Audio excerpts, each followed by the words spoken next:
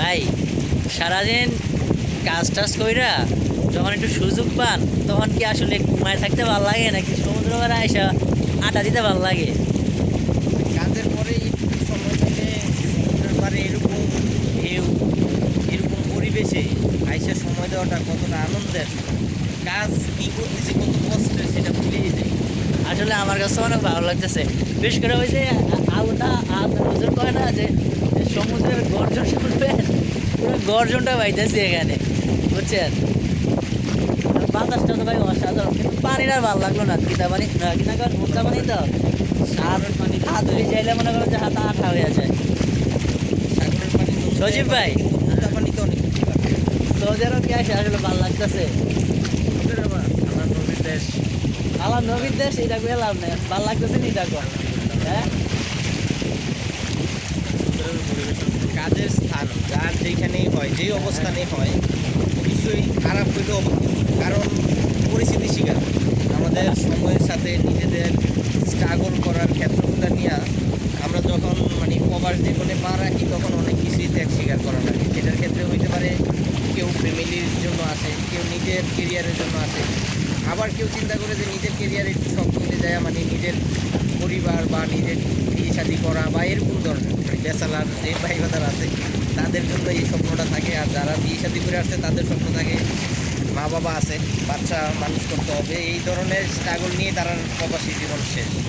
খারাপ হইলেও ভালো, যে যেভাবে আছে যে মোট কথা হলো যেই অবস্থানে থাকে না কেন শুক্রিয়া আদায় করে দেয়। সুবিধা আদায় করতে হবে, এবং যার যার অবস্থান থেকে যেই পরিস্থিতি থাকি না ওই পরিস্থিতি থেকেই জীবনটা এনজয় করতে হবে নাকি? কারণ আমি যদি চিন্তা করি যে আমি সারা জীবন এখানে কষ্ট করলাম, দেশে একবার শুট করবো, তাহলে কি বুড়া বয়সে দেশে শুট করা যাইবো? এটা এটা আবার সম্ভব না। আমি এখানে 24 ঘন্টাও যদি মানে একটা মানুষ সাধারণত ডিউটি হয় নর্মালি 8 থেকে 10 ঘন্টা, এরপরে নিজের খাওয়া দাওয়া রান্না বান্না 12 ঘন্টা। 12 ঘন্টা পরেও 10 মিনিটের যে সময়টা বাইর করে মানে যে কোনো জায়গায় রিল্যাক্সে আসে, মানে এই যে 10 মিনিট আমি এখানে এখন আসছি, আমার হাতে হয়তো টাইম আছে 40-45 মিনিট, আমি বাসায় যাবো, তারপরে হয়তো আমার ডিউটি আছে। এই 45 মিনিটে আমি পুরো সপ্তাহ এনজয়টা মানে উপভোগ করতেছি। যেই পরিস্থিতি থাকে না কেন ওই পরিস্থিতি থেকেই 10 মিনিট সময় বাইর করলে যতটুকু সম্ভব এনজয় করা, এনজয় করার। কারণ পরে আর টাইম আসবে না ভাই। আপনি টাকা পয়সা জমাইলেন, জমায় চিন্তা করলেন বাড়ি থেকে এনজয় করবো, বাড়িতে যাওয়া হইব না। আর বাড়িতে যাওয়া হইলো কবক বাইরে এসে দিতে দেয়, আবার বিদেশ যা। বাড়ি যাওয়ার বিষয়গুলো মানুষের মানে একটা প্রবাসীর জীবনে টাইমগুলো কীভাবে মেনটেন করে, যে বাবা মা আছে তাদের খাওয়া দাওয়ার নিয়ে মানে একটা টেনশন থাকে, যে মানে তার খরচটা মেনটেন করে নিই, তার একটা কিছু আসলে ছোটো বোনটা বিয়ের বাকি, তার বিয়ে শাদি দিয়ে নিই।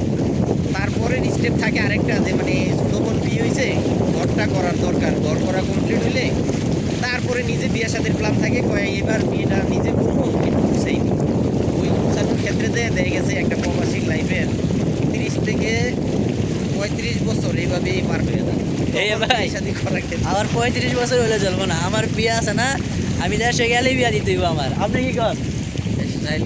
বিয়া দিতে হইব। এই পুরা বয়সে বিয়া করে কোনো লাভ নাই ভাই, যৌবন কিন্তু আপনি শেষ হয়ে যাচ্ছে। তোমাদেরকে বলি, তোমরা ছোটো ভাই প্রথম ছুটিতে যাওয়ার ক্ষেত্রে বিয়ে শাদী করে নাও, ফ্যামিলি গুছিয়ে এমনিই থাকতে হবে, মানে ঝামেলা মানুষেরই থাকে। আর আমাদের প্রবাসীর জীবনটা এরকম ঝামেলা সারা জীবন কাটাইতে হবে। আর আমরা যেসব স্যালারি এখানে মানে মিডল কান্ট্রিতে মানে জব করি, এইসব জায়গায় মানে জবে আজীবন বিদেশ করা যাবে, কিন্তু কখনো করা যাবে না বা হয়ও না। আমার কিছু করা দরকার নেই, যেভাবে আছে লাইফ ভাই এভাবেই চলো। বিয়া শাদি তাড়াতাড়ি করে লাই দিব, সোজা হিসাব। বিয়া পয়সা জীবনে হইতো না এটা জানি, বিয়া পয়সা অন লাগতো না ভাই, যেটা দরকার এটা সাইডা লাইতে হইব। কথা আর বাড়াইলাম না, লাইকা দিলাম। গরিবপুর দাউদকান্দি যারা দেখেন, অবশ্যই এই ছোট দুই বাচ্চার জন্য আপনারা প্ল্যানিং রাখবেন যে ওরা নেক্সট ইয়ার যাওয়ার সাথে সাথে ওদেরকে বিয়ে শাদীর ব্যাপারটা আপনারা মুরব্বী হিসাবে এই লোক তো নিয়ত করে লাইছে, বিয়া না দিলে নিজে বলে করে লাইব। রাইকা দিলাম, ভিডিও শেষ।